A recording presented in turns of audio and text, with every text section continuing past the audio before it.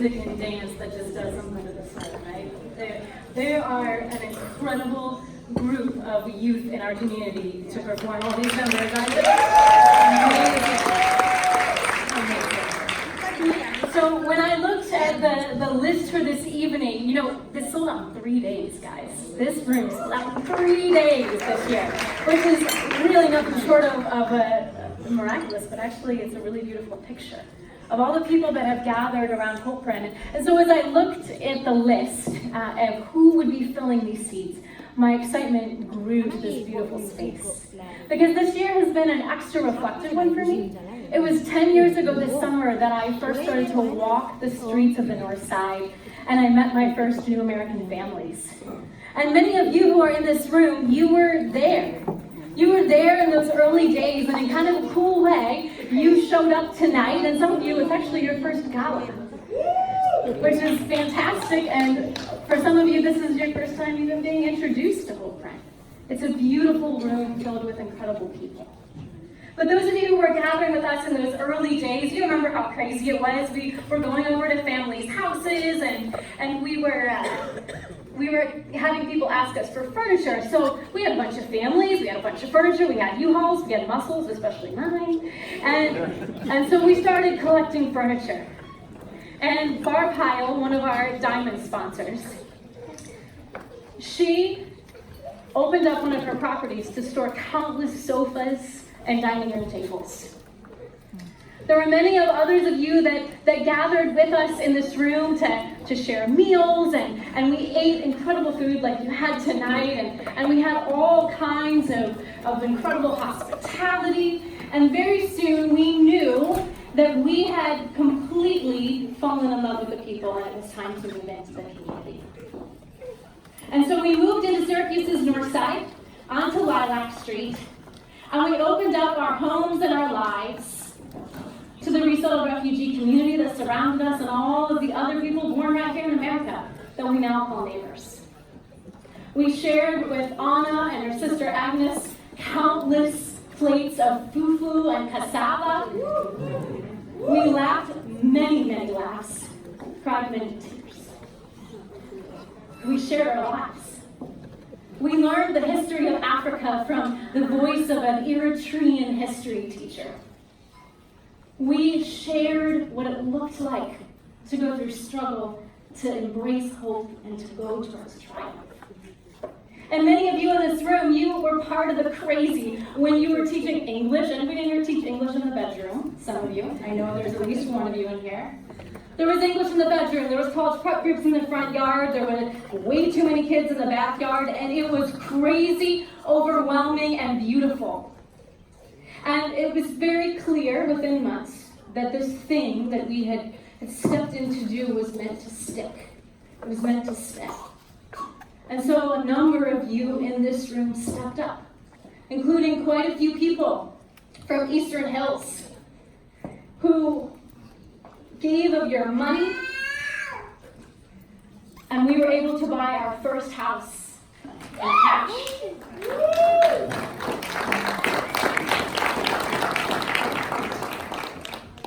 We have gathered together with so many community partners, many who have gone before us, many who have come after us, many who have walked alongside us in every step of this journey, including my friend John. And others from the organizations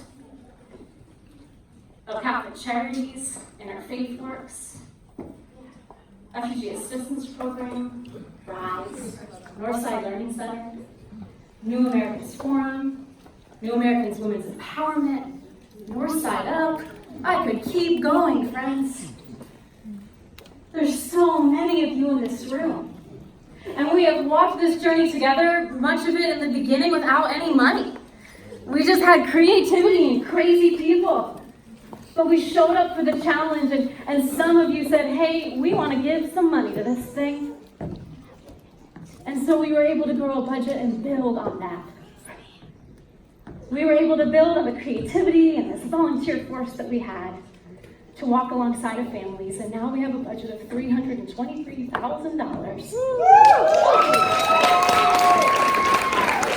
that goes to supporting things like Steps to Thrive, which is a program that walks alongside families, and we get to do life with people like Rana, one of my heroes, as they walk through these 15 thriving goals towards what we hope is a life of true and genuine flourishing.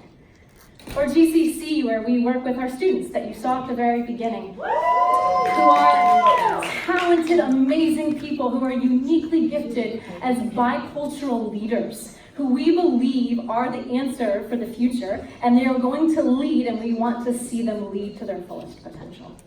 And so GCC seeks to equip and to get them into spaces. When the new community app for trauma response is coming up, they're showing up in the room. When there's a school board meeting, they showed up in the room. They're showing up in the spaces where they are the voice of their own people to lead.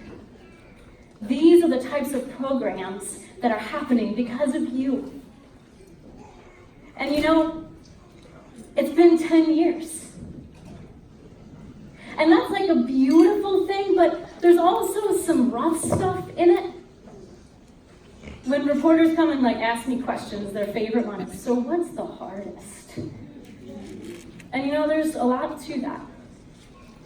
I can still feel the itching on my arms from time to time from bed bugs that infest so many of the beds in our community just because of the simple cost of extermination. Or I can hear the alarm, the siren that goes off at 2 o'clock in the morning, and I'm filled with this cringing that yet another 14 or 16-year-old's life has been cut short. And when I walk an 11-year-old around the corner and we pass the memorial set up in their memory, I cringe in a deeper way because I realize this is part of their daily life. When I hear the doorbell ring and it's a child asking for an apple, I can feel the hunger in my own belly when I realize it's because they didn't have $1 that day to go to the corner store to get their bag of chips for lunch. I feel the disappointment when I'm working with a woman who's trying to find a job and she desperately wants to work, but she has to walk her child a mile to school and back every single day to have them arrive safely. There is no daycare for her child in the neighborhood. The wait list is incredible. And there is no working opportunities within walking distance.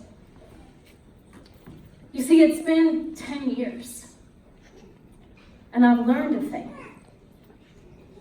People are profoundly impacted by place. But place can be profoundly impacted by people. And if you care about people, you have to care about their place. But there's some good news. We share a place. We share these streets. So I believe it's time.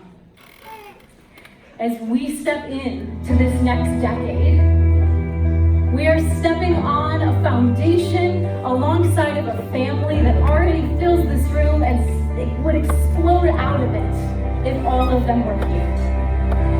We're continuing towards the same vision we've had since the beginning, but with a refined mission to unify diverse communities rich in culture and connectedness to prosper in place. Hopeprint seeks to be at the epicenter where people and place come together, that it might be one of beauty and prosperity instead of systemic breakdowns and displacement.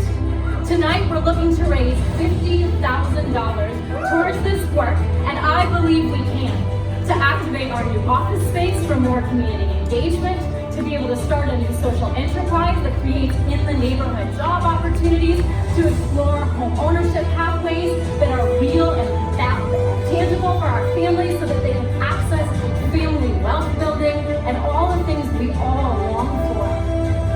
Together, I believe we can keep multiplying Hope Kansas cities in the end of its first year. We're exploring across Gala and Nashville and other cities in the year ahead as we continue to look at what it looks like for us to multiply this thing, this beautiful thing. So what's your Hopeprint? How are you living it on the world? How are you allowing others to leave theirs on you? Consider yourself invited.